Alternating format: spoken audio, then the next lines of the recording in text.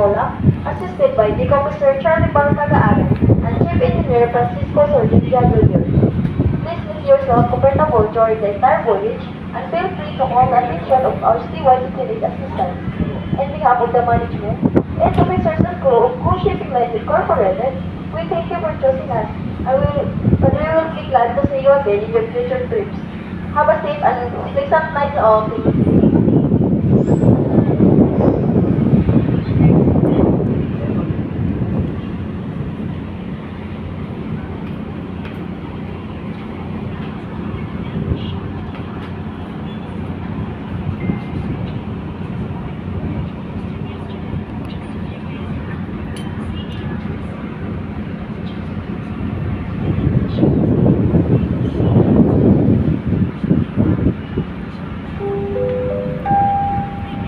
Let us begin our time with a prayer. In the name of the Father, and the Son, and of the Holy Spirit. Amen.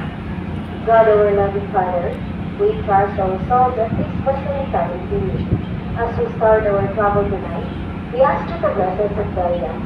Keep us safe from all harm, and cover us with your mantle of love and protection. Send us your own angels to guide and guard us.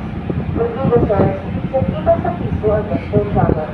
Enlighten and save our crew watchful in their respective duties, especially the ones who bless also our loved ones who we have left behind, and the ones we are about to meet upon our arrival. Thank you for all your blessings, and for your expectation and love for us. Please we pray in Jesus' name, amen. In the name of the Father, and of the Son, and of the Holy Spirit, amen.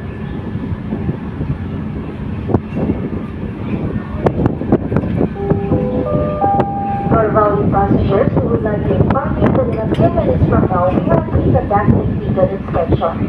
Thus, we advise the passengers to please hold on to your ticket and stay in your respective accommodation during the ticket inspection. Once again, we would like to inform you that in a few minutes from now, we will be conducting ticket inspection. Thus, we advise all passengers to please hold on to your ticket and stay in your respective accommodation for easy ticket inspection. Thank you and enjoy your travel.